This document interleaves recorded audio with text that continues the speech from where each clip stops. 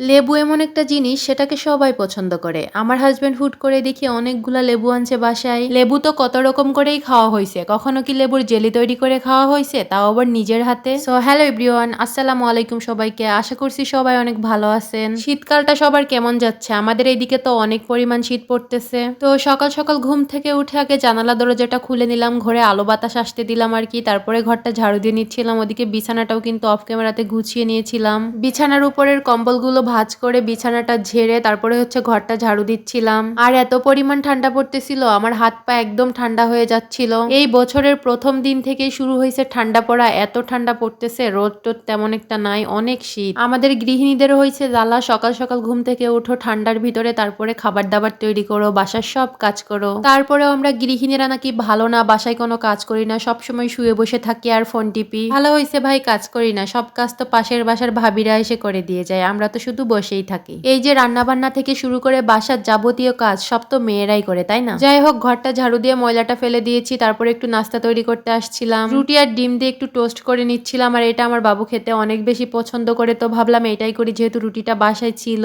হুটহাট নাস্তা এই জিনিসটা খেতে ভালোই লাগে আমার কাছে, আমার বাবুও খায়, এই জন্য ভাবলাম এটাই করি। বাবুকে কিন্তু সকালে একবার নাস্তা করানো হয়ে গেছে। বাবু তো সকালে ঘুম থেকে উঠেই সুজি খেয়ে নিয়েছিল, আর এখন এইটা খাবে আমার সাথে। আর আমার হাজবেন্ড তো বাসায় নাই, সে অনেক সকালে চলে যায়, যার কারণে তার নাস্তা তৈরি করা নিয়ে আমার বেশি প্যারাই পড়তে হয় না, সে বাহিরে থেকেই নাস্তাটা করে নেয়। তো এদিকে এটা বানাচ্ছিলাম, আর আমার বাবু দেখে দেখে বলতেছিল মাম্মা খাবো খাবো, আমি বলতেছি দাঁড়াও দিব আরেকটু আরেকটু। বাবু তো এই টোস্টটা ভালোই খেতে পারে, সে 2 পিস খেয়ে ফেলবে এখান থেকে। তো সকালের নাস্তাটা তৈরি করে, সকালের নাস্তাটা করে তারপরে হচ্ছে রান্নাও করেছিলাম, কিন্তু অফ ক্যামেরাতে আজকে রান্নাটা আপনাদের সাথে আর শেয়ার করব না, কারণ আপনাদের সাথে আজকে একটা রেসিপি শেয়ার করব, লেবু দিয়ে জেলি তৈরি করব। তো ওই জন্যই ভাবলাম আজকে আর রান্নার ভিডিওটা অ্যাড করব না, কারণ অনেক বড় হয়ে যাবে ভিডিওটা, আর এত বড় ভিডিও আমার এডিট করতেও প্রবলেম হয়ে যাবে, আর তোমাদের দেখতেও ভালো লাগবে না। ওইটা ভেবেই ছোট করে ভিডিওটা করে নিলাম, আর খুব সহজে আমি লেবুর জেলি তৈরি করেছি আজকে। আমার হাজবেন্ড 2 দিন আগে অনেকগুলা লেবু আনছিল বাসায়, আমি কি করব এই ঠান্ডার সময় তো শরবতও খাই না, তো ভাবলাম কি করা যায়, হুট করে মাথায় আসলো যে লেবু দিয়ে জেলি তৈরি করব। তো ওই তো রান্না টান্না শেষ করে ফ্রিজ থেকে লেবুগুলো বের করে সুন্দর করে আগে ধুয়ে নিলাম।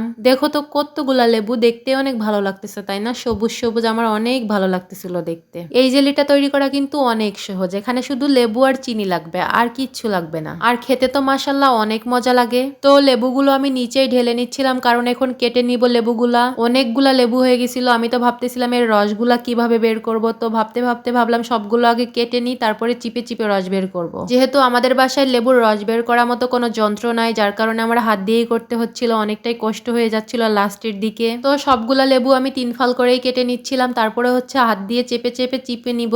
এইখানে জাস্ট আমাদের লেবুর রসটাই লাগবে, যার কারণে আমাদের এত কষ্ট করে রসটা বের করতে হবে। লেবুগুলা কাটতে আমার অনেক ভালো লাগতেছিল, কাটতে যেহেতু কষ্ট হয় না, কিন্তু চিপতে যে আমার অনেক কষ্ট হয়ে গেছিল। আমি তো বুদ্ধি করে স্টিলের একটা বড় চামচ দিয়ে ওটাতেই চাপ দিয়ে রসটা বের করে নিয়েছিলাম, কিন্তু এক হাত দিয়ে ধরে আরেক হাত দিয়ে অনেকটা জোরে প্রেসার দিয়ে চাপ দিতে হচ্ছিল, যার কারণে হাতেও অনেকটা ব্যথা লাগতেছিল। তবে যাই হোক, আমি এক এক করে সবগুলো লেবু কেটে চিপেও নিয়েছিলাম সুন্দর করেই।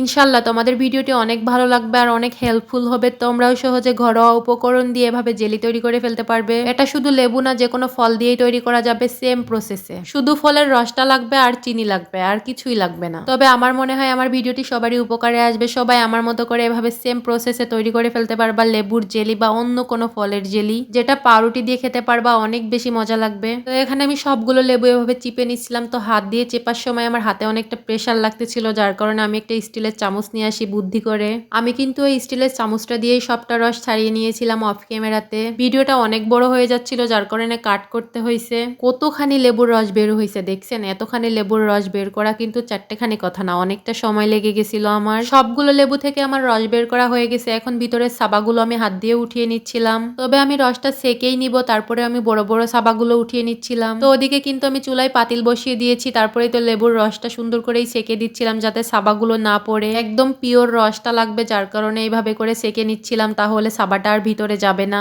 এই লেবুর রসটা এত বেশি টক ছিল তা বলার বাহিরে। আমি তো একটু মুখে দিয়ে দেখি যে একদম বাজে অবস্থা, আমি কি করব ভাবতেছিলাম, আল্লাহ খাওয়া যাবে কিনা, পরে বানাই দেখি এত মজা হয়েছিল।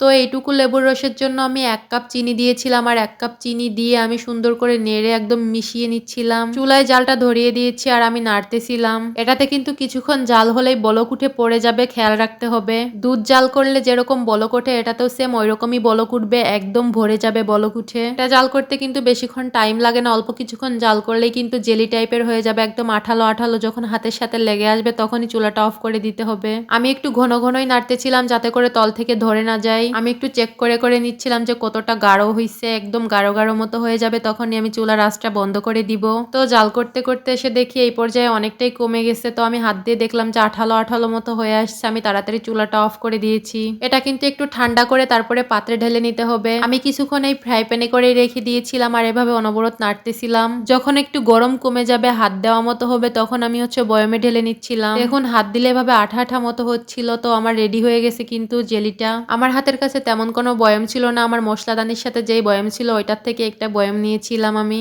প্লাস্টিকের বয়মে ঢালতেছিলাম। আমার একটা ভুল হয়েছিল যে উমা গরম থাকতে আমি ঢেলে ফেলছিলাম, একটু ঠান্ডা করে ঢাললে ভালো হইতো, যার কারণে বয়মটা একটু উনে গেছিল, মানে একটু গরমে বয়মের শেপটা চেঞ্জ হয়ে গেছিল আর কি। তো জেলিটা কিন্তু একদম পারফেক্ট হয়েছিল, আমার কাছে তো অনেক মজা লাগছিল। তো আজকের ভিডিওটি এই পর্যন্তই, দেখা হবে নেক্সট কোনো ভিডিওতে। আপনারা সবাই ভালো থাকবেন, সুস্থ থাকবেন, আল্লাহ হাফেজ।